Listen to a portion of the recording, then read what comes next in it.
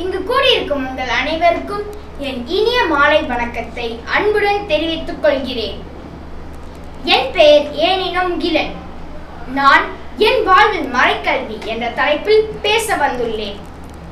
French குருவான Thomas Kuan Duffy என்பவர்தான் முதலில் இந்தியாவில், அதுவும் நம் தமிழகத்தில் 1911ஆம் ஆண்டில் மறைக்கல்வியை ஏற்படுத்தி அதற்கென பாடத்திட்டத்தையும் கொண்டு வந்தார். இதன் நூற்றாண்டு நினைவாகத்தான் நமது தமிழக ஆயர் பேரவை பரிந்துரையின்படி 2011-12ஆம் ஆண்டினை மறைக்கல்வி ஆண்டாக கொண்டாடி மகிழ்ந்தோம். ஆம் நண்பர்களே, மறைக்கல்வி என்பது வெறும் மந்திரங்களை படித்து அருட்சாதனங்களை பெறுவதற்கு மட்டுமன்று, ஒவ்வொரு கத்தோலிக்க கிறிஸ்துவனையும் திருமுழுக்கின் மூலம் இறைவனுக்கும் திருச்சபைக்கும் பிள்ளையாக மாற்றியது முதல் திருச்சபையின் அனைத்து வேத சத்தியங்களையும் மனதில் பதிய வைத்து இறைவார்த்தைப்படி நடந்து மறு கிறிஸ்துவாக வாழச் செய்வதே மறைக்கல்வியின் நோக்கமாகும். என் அன்பார்ந்த சகோதரர்களே, மறைக்கல்வி என் வாழ்வில் பல மாற்றங்களை ஏற்படுத்தியுள்ளது. அவற்றில் சிலவற்றை உங்களிடம் பகிர்ந்து கொள்கிறேன், கேளுங்கள். முதலாவதாக, என் வாழ்வில் நடக்கின்ற அனைத்து காரியங்களும் ஆண்டவரால் நிகழ்த்தப்படுகின்றன என்பதை புரிந்து கொண்டு அவருக்கு நன்றி கூறும் பழக்கத்தை கற்றுக்கொண்டேன். இதனால் ஜெபிப்பது எப்படி என்பதையும் தெரிந்து கொண்டேன்.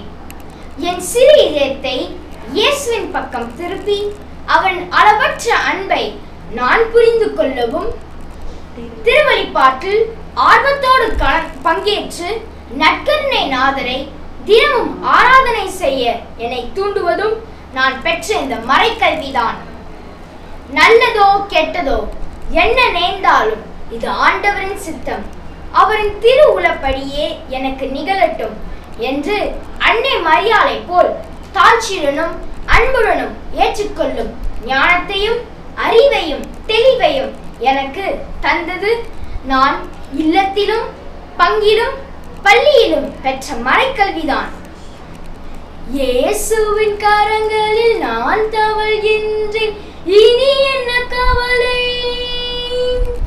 கேட்பது எல்லாம் கொடுத்திடும் இயேசு, இருக்கையில் ஏன் கவலை, இருக்கையில் ஏன் கவலை என்று கவலை இல்லாமல் மகிழ்ச்சியோடும் மன நிம்மதியோடும் நான் பாடுவதற்கு தேவையான நம்பிக்கையை எனக்கு ஊட்டி வளர்த்தது நான் பெற்ற இந்த மறைக்கல்விதான். என் அன்பார்ந்த இறைமக்களே, நம்பிக்கை வாழ்வை வளர்ப்பதும் மறைக்கல்வி, நம்பிக்கை வாழ்வை உருவாக்குவதும் மறைக்கல்வி. இப்போது நம்பிக்கை ஆண்டை நம்மிடம் கொண்டு வந்ததும் இந்த மறைக்கல்வி ஆண்டுதான்.